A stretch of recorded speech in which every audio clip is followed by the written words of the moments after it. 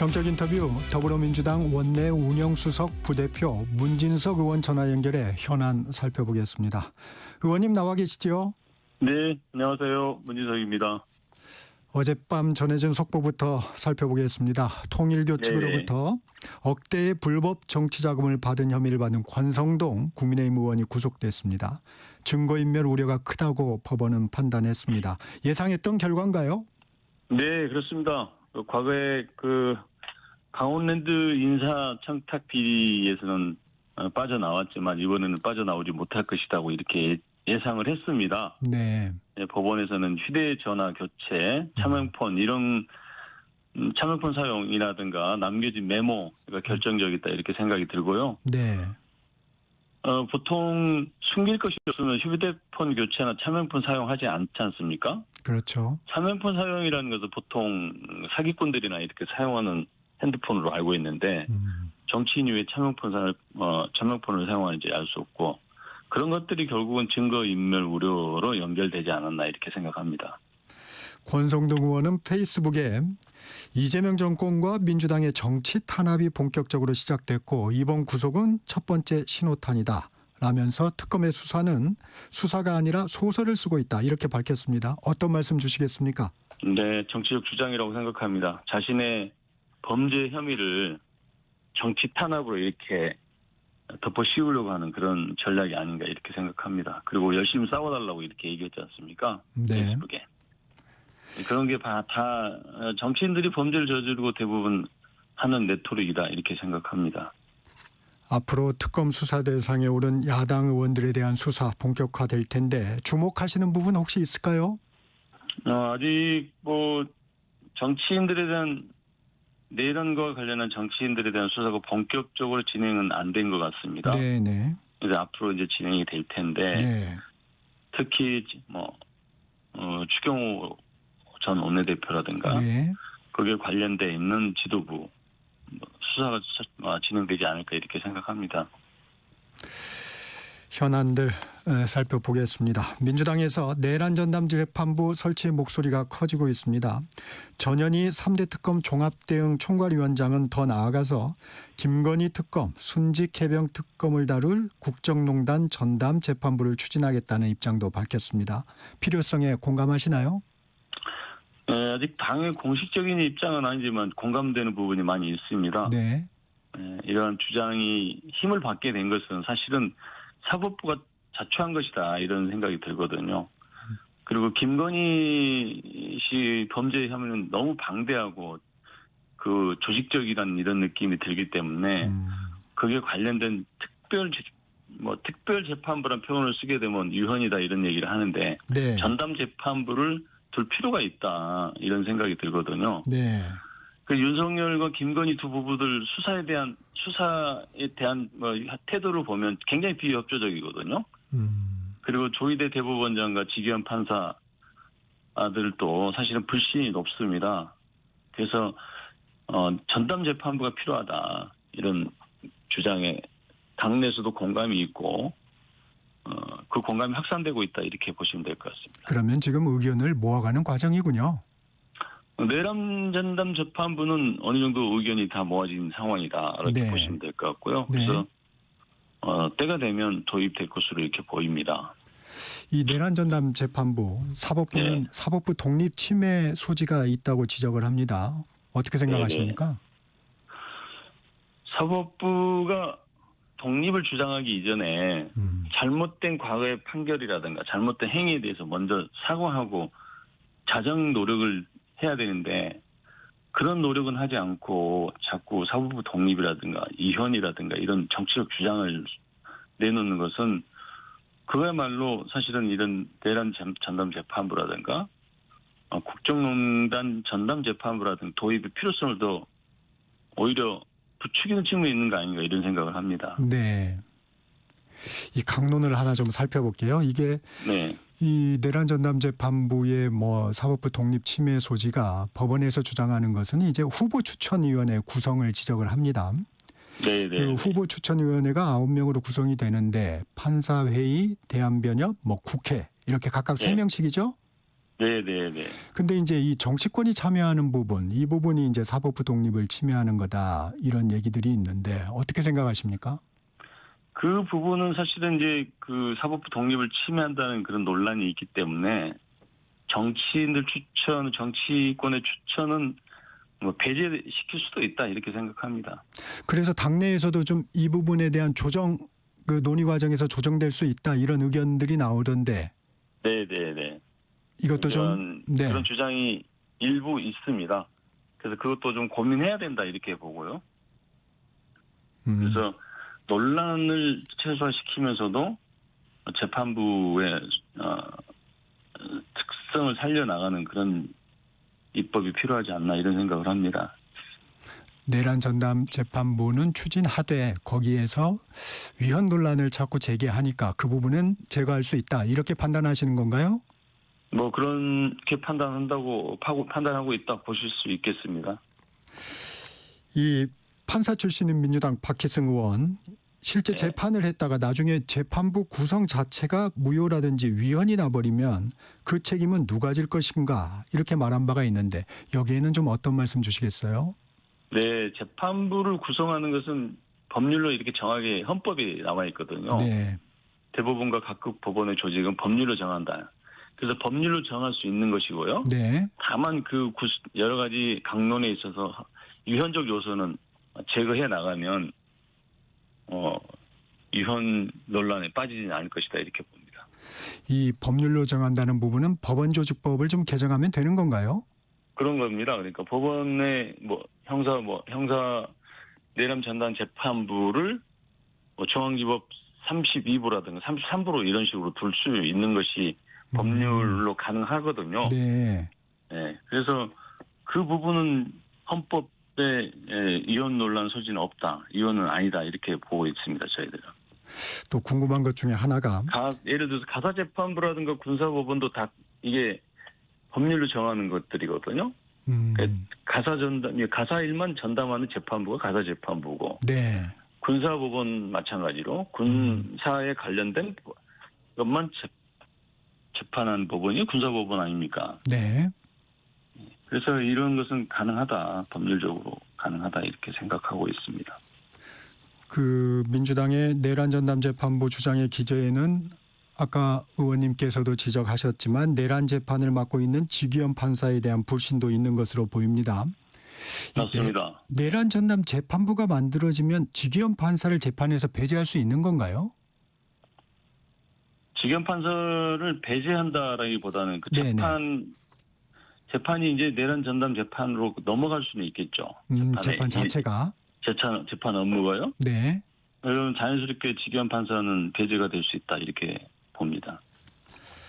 지기현 판사 같은 경우는 사실은 본인의 개인적 어떤 도덕적 흠결이 지금 지적이 되고 있지 않습니까? 네. 그리고 실제로 윤석열 전 대통령 말도 안 되는 법리로 석방한 적도 있고요. 그래서 불신이 높습니다. 재판 속도도 느리고요. 박근혜 국정농단 사건 재판에 비하면 6배 느리다는 거 아닙니까, 속도가? 재판 속도. 네, 그렇습니다. 그래서 잘못하면 1월 17일 날이 이제 구속 만기일인데 그때까지 재판이 끝나지 않으면 윤석열이 다시 석방될 수 있다. 이런 국민적 우려와 걱정이 있습니다. 그래서 사법부도 재판을 신속하게 하고 지기현 같은 분들은 감찰을 지금 한 지가 몇 개월이 됐는데도 아직 결과도 발표하지 않고 지기현 재판을 계속 고소하고 있는 게 이게 바로 국민들한테 엄청난 불신을 주고 있거든요. 이런 것들 자정 노력들을 좀 해야 되는데 그렇지 않기 때문에 조희대 대법원장에 대한 사퇴론까지 지금 나오고 있고 그게 불이 붙고 있는 상황이다 이렇게 보면 될 것 같습니다. 그러면 먼저 좀 묻겠습니다. 이게 그 민주당에서 그 사법부의 자정 노력을 좀 지켜보겠다는 입장도 있었잖아요. 그렇습니다. 어떤 조치가 취해진다면 예를 들면 대법원장 사퇴 카드 이 정도까지 굳이 가지 않을 수도 있다 이렇게 판단하시나요? 먼저 조희대 대법원장부터 사과를 해야 됩니다. 국민적 사과. 네. 과거에 가장 최근에 이재명 후보 죽이기 판결이 있었지 않습니까? 대법원 파기환송. 파기환송이 있었지 않습니까? 네. 그것에 대한 사과 해명과 상하가 필요할 것 같고요. 네. 그다음에 지견 판사 같은 경우는 윤석열 석방에 대한 이거 어느 누구도 법조인들도 동의하지 않고 국민들도 동의하지 않는 이런 판결을 했거든요. 그다음에 바이든 날리면 재판 결과 보면서 정말 사법부가 정말 이래도 되는 건지 그런 정말 자괴감을 느낄 정도로 형편없는 재판이었거든요. 네. 네, 이런 재판들에 대해서는 다시는 이런 판결을 하지 않겠다는 다짐과 사과와 다짐을 하는 것이 자정 노력의 첫 번째고 사실은 내란 전담 재판부 같은 경우도 사법부가 먼저 제안을 해야 된다. 저는 그렇게 봅니다. 이건 특수한 내란이 한 명의 어떤 움직임으로 이게 만들어지는 게 아니고 조직적이고 굉장히 광범위한 진행이 된 부분이기 때문에 전담 재판부를 두는 것이 맞다. 이러면서 사법부가 사실 먼저 제안을 했다고 한다면 사법부 신뢰뿐만이 아니고 이런 국민들의 내란 전담 재판부라든가 국정농단 재판부라든가 이런 주장들이 나오지 않았겠죠. 그런 사법부의 모든 것은 사법부에 달려 있고 지금까지 사법부가 그런 노력들도 하지 않고 사과도 하지 않고 노력도 하지 않았기 때문에 이런 사태에 대해서 조의대 대법원장은 사퇴해야지만이 지금 이 사법부의 잘못된 부분들이 자정 능력을 회복하는 출발이 된다. 저희들은 그렇게 보거든요. 의원님이 지금 지적해 주시는 상황들 사실 네. 예전에 좀 있었던 사안들입니다. 그런데 맞습니다. 왜 네. 지금 이 같은 주장이 다시 힘을 얻고 있는 건가요? 최근에 법관회의 저희들을 법원장 회의. 하고 법원장 회의를 봤는데 네. 법원장 회의에서 나온 얘기 과거에 대한 사법부 불신에 대한 본인들의 자정 노력을 어떻게 하겠다 이런 얘기 나오지 않았고 최근에 다시 조희대 대법원장은 이혼 소지가 있다 이런 사실은 대법원장이 정치적 발언이다 저는 그렇게 보거든요. 네.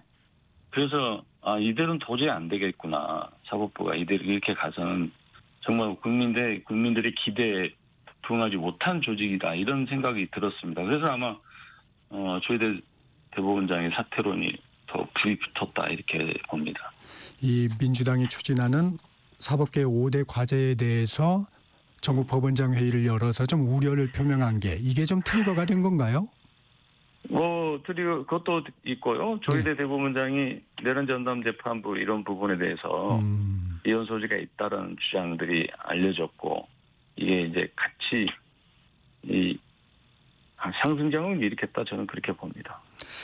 민주당 내에서는 사퇴를 하지 않으면 탄핵할 수 있다는 의견도 나옵니다. 의원님은 어떤 생각이세요? 네, 일단은 지금 현재 우리 당 입장은 사퇴를 요구하고 있고 네. 나중에 이제 추이를 좀 봐야겠습니다만은 탄핵까지 당내에 탄핵을 시켜야 된다 이런 얘기까지는 아직 진행이 되고 있지 않다 이렇게 네. 생각하고요. 저도 지금은 조희대 사퇴를 주장할 때지 탄핵을 얘기할 때가 아니다 저는 그렇게 봅니다. 이 사퇴의 데드라인이 혹시 있을까요? 좀 더 지켜봐야 될 것 같습니다. 이 조희대 대법원장 사퇴 촉구 또 내란 전담 재판부 설치 이런 부분들이 여론에 미칠 영향은 의원님 좀 어떻게 생각하세요? 여론에 미칠 영향은 다소 부정적 여론이 있을 수는 있지만 필요한 부분이다 이렇게 생각합니다. 그래서 지금은 사법부를 개혁하는 게 중요한 상황이다 보고요. 네. 사법부의 자정 능력을 회복시키는 일도 중요하고 사법 개혁을 하는 것도 중요하다. 그동안 사법 개혁이라는 게 제대로 이루어진 적이 한 번도 없습니다. 그러다 보니 법관들도 뭔가 좀 국민들하고 다르다는 이런 우월의식, 현민의식을 갖고 있지 않나 이런 정도까지 의심이 되거든요. 네. 네, 그래서 그동안 검찰개혁은 70년 이상 검찰이 유지됐던 검찰개혁은 이제 시작이 됐지만 이제는 사법개혁을 해야 할 때다 이렇게 생각하고 있습니다. 지금 조희대 대법원장 사퇴, 내란 전담 재판부 설치 모두 다 이 당론 차원은 아직은 아닌 거죠? 그렇습니다. 당론으로 아직 추진하고 있지는 않습니다만은 당내 상당한 공감이 이루어지고 있고 준비하고 있다 이렇게 말씀드릴 수 있을 것 같습니다. 야당의 반발도 좀 살펴보겠습니다. 네네. 국민의힘은 조이대 사퇴론에 대해서 강유정 대통령실 대변인이 특별한 입장은 없다고 밝힌 뒤에 부연하는 과정에서 나온 원칙적 공감이라는 표현에 대해 명백한 탄핵 사유라고 비판을 했습니다. 이는 어떻게 보셨습니까? 네, 국민의힘이야 뭐 무조건 대통령 탄핵 사유라고 보는데 대통령이 말씀하신 것도 아니고 대변인의 개인적 개인적인 차원에서 공감한다는 얘기 아닙니까? 근데 그걸 가지고 대통령 탄핵을 얘기하는 것은 경강부회다, 지나치다. 저는 그렇게 봅니다. 우상호 정무수석은 어제 좀 정리를 했어요. 대법원장 네네. 거치 논의한 바도 없고 논의 계획도 없다. 네네. 선을 좀 그었습니다. 네, 주제를 좀 바꿔보겠습니다. 국회 네네. 패스트트랙 충돌 사건으로 검찰이 나경원 국민의힘 의원 등에게 실형을 구형했습니다. 네네. 나경원 의원은 나빠루라는 이름으로 폭력 프레임을 씌운 것이라면서 빠루, 이게 쇠지렛대죠. 빠루는 네네. 민주당과 경호처가 들었고 문틈으로 들어온 걸 압수한 것뿐이다 이렇게 주장을 했습니다. 혹시 바로잡을 부분이 좀 있을까요? 글쎄요. 당시 그 영상들이 있지 않습니까? 네. 그 자기가 빠루를 압수한 영상인지 자기가 빠루를 들고 속된 말로 설쳐대는 영상인지는 국민들이 잘 알 것이라고 보고요. 네. 영상이 있으니까요. 네. 그다음에 그 당시에 자유한국당이 의원가 사무실 점거한 것도 사실이고 최혜배 의원을 6시간 동안 감금한 것도 사실 아닙니까? 원내대표가 그 당시에 나경원 의원이었거든요. 네. 그래서 원내대표로서 책임을 피할 수도 없고 빠루를 들고 선동한 모습도 보이지 않습니까, 영상에. 그것도 부인할 수는 없을 겁니다. 그래서 이번에는 너무 오랫동안 6년 동안 이 진행이 됐는데 네. 이것도 사실 비상식적인 일 아닙니까? 그래서 이번에는 피할 수 없을 것이다. 저는 그렇게 봅니다. 나경원 의원의 법사위 야당 간사 선임 부결권은 어떻게 보셨어요? 그러니까 법사위 간사 문제는 뭐 대승적 차원에서 협조하려고 했으나 네. 사실은 이 나경원 의원이 최근에 또 법사위 의원하면서 엄청난 그 망언들을 이어갔지 않습니까? 민주당이 내란 정당이다라는 이런 망언들, 뭐 초선 비하 발언은 뭐 고사하고도요. 이런 망언들을 하는데 더 이상 간사로 선임하게 되면 이 사사건건 부딪힐 것이고 법사위 의사 진행이 쉽지 않을 거 아니냐. 그래서 간사를 부결한 것으로 이렇게 알고 있습니다. 그동안의 관행과는 많이 다릅니다. 국회가 그동안 관행적으로 했던 것 때문에 사실은 국민적 불신을 많이 받았다. 저는 그렇게 봅니다. 네. 국민들 눈높이에 맞지 않는 결정도 관행이라는 이유로 그렇게 진행을 했거든요. 예를 들면 최근에 국민의힘에서 추천한 인권위 비상임위원들 네. 추천이 있었는데 관행적으로 여야가 묵인해주고 동조해주는 그런 관행이 있었습니다만은 네. 그 비상임위원들의 이력을 보면 도저히 인권위원으로 활동해서는 안 될 사람들이었거든요. 다만 그 관행대로였다면 우리도 동의를 해줘야 할 텐데 관행대로 하지 않았기 때문에 국민들한테 결국 불신받는 일은 없었다. 저는 그렇게 보고 모든 결정은 국민 눈높이에 맞게 해야 된다. 국회도 관행에 얽매이지 않고 그렇게 변해야 된다. 이렇게 생각합니다. 이 여야 대치 속에서도 대통령과 여야 대표 회동에서 합의한 민생경제협의체 돌아가게 되나요? 네, 금요일 날 아마 3+3의 회동이 있을 것으로 보입니다. 네. 양당의 정책의장과 원내 수석, 정책 수석, 그다음에 정책위 수석 이렇게 3명. 그러니까 우리 당의 3분, 국민의힘의 3분, 6분이 만나서 공통 공약이라든가 공통 입법 문제라든가 이런 걸 논의한 다음에 아마 진행이 될 것으로 이렇게 봅니다. 이 여야 원내대표는 안 들어간다고 그래요? 원내대표가 합류하게 되면 사실은 이런 거 굉장히 실무적인 일들 아닙니까? 실무적인 일들인데 정치적인 일로 비화될 소지가 있기 때문에 정책위장 선에서 뭔가 실무적으로 논의하는 것이 더 효율성이 있겠다 이렇게 판단한 것이라고 보시면 될 것 같습니다. 정청래 대표의 교섭단체 대표 연설에서 그 네. 노상원 수첩에 관한 그 송원석 원내대표의 발언 이 부분도 좀 영향을 미친 건가요? 그건 아닌가요? 다소 영향을 미쳤다고 봅니다. 음. 송원석 원내대표가 해서는 안 될 그런 발언을 했지 않습니까? 근데 그 부분에 대한 사과를 요구하는데 뭐 우리 당의 사과뿐만이 아니고 국회의장님도 굉장히 분노하고 계시거든요. 본인도 그렇게 대변하셨으니까요. 그래서 국회의장도 사과해라고 요구를 했는데 사과하지 않는 모습에 어떻게 보면 그런 분들끼리 그런 분과 같이 마주한다는 것도 어려운 일 아닙니까? 그래서 그 부분도 좀 고려는 됐다고 보시면 될 거고. 그래서 제가 말씀드린 대로 너무 정치화되면 안 된다. 네. 실무 협상단이 정치화돼서는 안 된다. 그래서 정책위장을 탑으로 하고 3+3 해동을 이렇게 하는 것으로 그렇게 정리가 됐다고 말씀드릴 수 있을 것 같습니다. 네, 어제 통일 외교 안보 분야 대정부 질문도 있었습니다. 한미 관세 협상, 미 구금 사태 주요 쟁점이었는데 주목한 대목이 있으신가요? 네, 우리 한국인 구금 사태 정말 유감스럽습니다. 그렇지만 우리 정부가 발빠르게 대응해서 이게 수습이 됐습니다. 그리고 아직 관세 협상이 끝나지 않는 상황에서 야당은 이 문제를 가지고 일방적으로 공격을 하고 있거든요. 네. 근데 이런 문제는 사실 국익에 도움이 전혀 되지 않는 일이라 아직도 관세 협상을 하고 있고, 그리고 우리 정부가 얼마나 발빠르게 대응했습니까? 이거는 우리 정부가 잘못했다기보다는 미국 정부가 잘못한 것으로 이렇게 보셔야 될 것 같은데, 미국에 대한 얘기는 한마디도 하지 않으면서 우리 정부가 잘못했다, 무능하다 이렇게 공격하는 것은 잘못된 것이다. 야당도 좀 잘한 것은 잘했다고 이런 많은 용기가 좀 필요할 것 같고요.